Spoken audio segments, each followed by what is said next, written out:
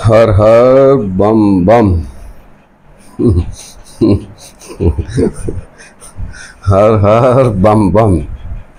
भाई फिर ला लिया। आनता रहूँगा इतना बाबा, कुछ न कुछ नया देते रहेंगे। आज का एपिसोड है कि श्रीमत देने वाला कौन है। गुप्त वेश में आए शिव भगवान, ये शिव भगवान कौन है। और ब्रह्मा बाबा के मुख से जो श्रीमत बोली गई है, धारणा की वाणी जो बोली गई है, वो बोलने वाला कौन है, या ये कहें कि कौन बुलवाता है, या आप जैसा समझे कि बोलता है या बुलवाता है। लेकिन मुरलियों के आधार पे तो ये बात समझ में आती है कि ब्रह्मा बाबा के अंदर शिव बाबा आते थे। शिव बाबा राम को कहते हैं, तो बात क्लियर हुई। शिव बाबा तो राम को कहते हैं। अब इस माया रूपी रावण का खेल, और प्रकृतिपति है ना, मायापति भी है, प्रकृतिपति भी है। कौन? हमारे प्रभु जी, हमारा बाप, जिसको आप बाप नहीं मानने को तैयार हो, वो बाप मायापति भी है और प्रकृतिपति भी है। तो क्या किया बाबा ने? बाबा ने क्या कहा था कि जो बच्चे श्रीमत पर नहीं चलते, माया बेटी को ऑर्डर दे रखा, खूब फटकाओ। ऐसा ही था ना। तो आज रामायण के एक एपिसोड के द्वारा प्रभु की लीला को समझते हैं कि देखिए कैसे सब अग्नि परीक्षा लेता रहता है भाई। तो मरीचि ऋषि का उदाहरण आप देखिए। आज का मुख्य पॉइंट समझो। पहले तो मुख्य पॉइंट बाबा ये समझाना चाह रहे हैं कि मृग तर्सना में नहीं फंसे। बाबा ने कहा था ना कि लोहे की जंजीरों से निकले तो फिर सोने की जंजीरों में फंस गए। तो इन जंजीरों को समझेंगे आज के इस एपिसोड में। और राम कितना गुप्त पार्ट बजाते हैं हमारे बाप, उसके इस गुप्त रहस्य को गुह्यतरम ज्ञानम। सहज राजयोग है, लेकिन सहज राजयोग तब होगा जब बाप के रहस्यों को जानेंगे। बाप के रहस्यों का पर्दा उठेगा तो तभी तो सहज होगी ना याद हम सब के लिए। तो आज फिर बाप के गुप्त रहस्य को जानेंगे एक और को। देखिए, ब्रह्मा बाबा के मुख से जो वेदवाणी निकली या श्रीमत कहिए, वो प्रतिफल था जो 1936 से 1942 तक जो पीहू की वाणी चली, उसी का वो प्रतिफल था। लेकिन बाप करण करावनार है।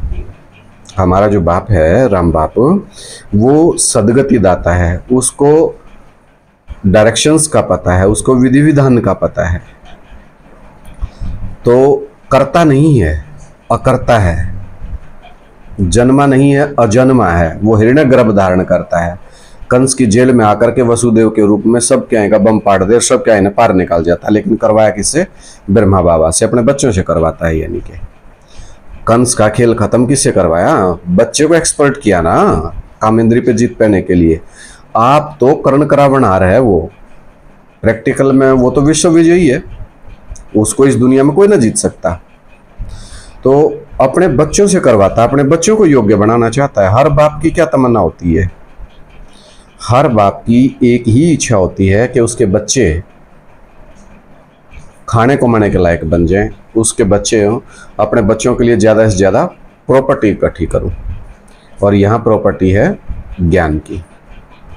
तो आज इस एपिसोड में बहुत अच्छा बाबा ने अब ये पढ़ाया है, ताज़े में वीडियो बन जाती है तो बन जाती है, नहीं तो फिर बाबा बोलते हैं ना, फिर तो सरजोत्तम हम चला जाती है वो बात। तो जब भी बुद्धि में देते हैं तो साथ ही वीडियो बनानी पड़ती है, चाहे दिन हो चाहे रात हो। जब भी उठाते हैं, जब भी बताते हैं तो साथ ही तैयार करनी होती है।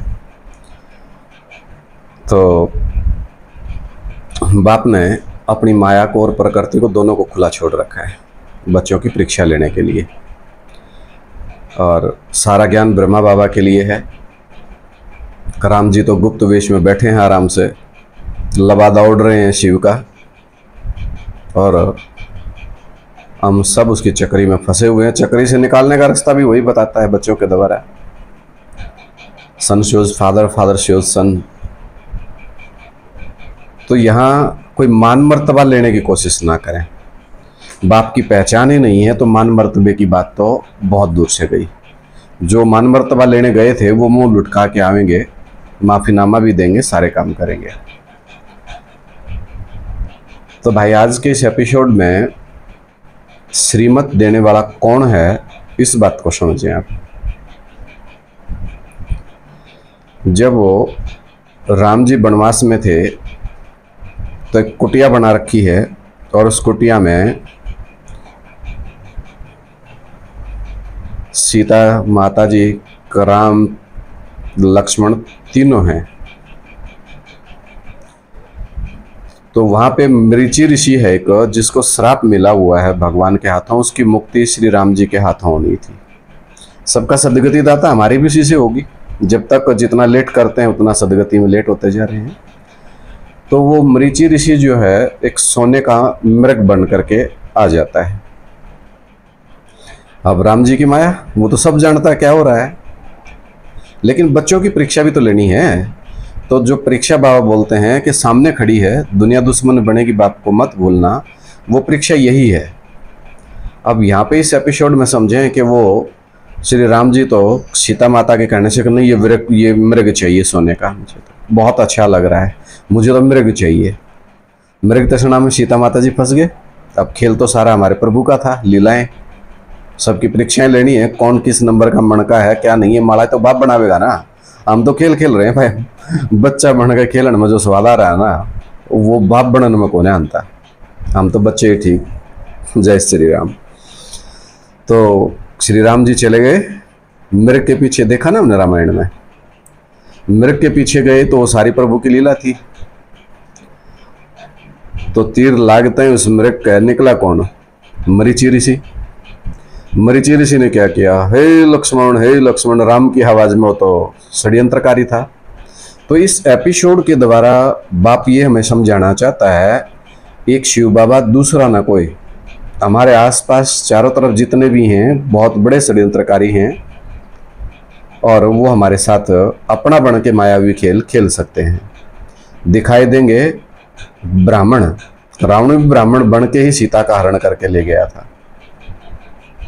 एपिसोड देखा ना आपने, रावण ब्राह्मण का वेश बन के, वेश बना करके ही सीता का हरण करके ले गया। तो ये सब प्रभु की लीलाएं थी, क्या करने के लिए, बच्चों को सशक्त, कलातीत, कल्पांतकारी, प्रैक्टिकल में बनाने की। प्रैक्टिकल करवा रहा है बाप हमसे। तो हे लक्ष्मण, मरीचि ऋषि आवाज निकालने लगा। वो सोने का मृग थोड़ा ना था, वो तो अपनी सदगति पाने के लिए, मुक्ति पाने के लिए भगवान ने बुलाया था, भाई आ जा, तेरा टाइम भी आ गया, तेरी भी सदगति करूंगा। लेकिन सदगति जब इस प्रकार मायावियों से भगवान युद्ध कर रहे हैं, मायावियों को एक एक ढूंढ करके उनकी सदगति कर रहे हैं बाबा भी। अब ये समझिए, चुपके नहीं बैठे हैं, बल्कि वो ऐसे मायावी जो हैं, जो मायाजाल फैलाए बैठे हैं, उनकी सदगति, उनको मुक्ति दे रहे हैं। सदगति तो क्या मिलेगी उनको, तो हमारे प्रभु अब बैठ करके आराम से उनको मुक्ति दे रहे हैं। एक एक का विनाश होता जा रहा है, बड़े बड़े छोड़ते जा रहे हैं ना शरीर। तो ऐसे मायावी थे जो माया का पंप एंड शो फैला करके दुनिया को चकाचौंध करके धोखे की दुनिया में ले जा रहे थे, तो उन धोखेबाजों का अंत कर रहे हैं। तो जब वो हे लक्ष्मण, हे भाई बचाओ, हे भाई बचाओ, तो लक्ष्मण को क्या लगा, जैसे कौन बोल रहे, भाई बोल रहे हैं। तो आवाज सीता माता के कानों में भी गई, लेकिन ना तो सीता माता माने नहीं। लक्ष्मण कहता रहा कि वो स्वयंभू है, सर्वशक्तिमान है, इस दुनिया में उसका कोई वध नहीं कर सकता। लक्ष्मण ने बहुत समझाया, लेकिन माता जी कहाँ मानने वाली थी। परीक्षा चल रही थी, तो माता जी ने, क्योंकि सारा सब कुछ यहाँ से समझना चाहिए कि प्रभु सारा वेल प्लान रखते हैं पहले। तो सीता माता जी की जब जिद की, तो फिर क्या किया लक्ष्मण ने, लक्ष्मण रेखा खींच दी। वो लक्ष्मण रेखा है श्रीमत की रेखा। बोलने वाला कौन बता के गया था, ये ज्ञान लक्ष्मण को किसने दिया हुआ था, लक्ष्मण रेखा खींचने का।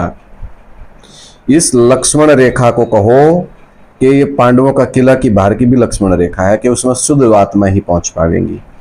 और उस लक्ष्मण रेखा खींचने वाला कौन, लक्ष्मण, ब्रह्मा बाबा। और खिंचवाने वाला कौन, किसने दिया था उसको ये ज्ञान? सबको ज्ञान दाता कौन है? दाता एक राम, भिखारी सारी दुनिया। तो दाता तो एक राम था, तो उसने दे रखा था ना। लेकिन वो भी परीक्षा में फंसा हुआ, साथ साथ समझाया बहुत। लक्ष्मण ने ये कहे कि माता माने आप कि उनको कोई नहीं मार सकता इस दुनिया में, आप उनको नहीं जानते। यानी कि एक पत्नी अपने पति को नहीं जानती, ये भाई भाई को साथ रहने वाला नहीं जान पाया, ये भी कह सकते हैं।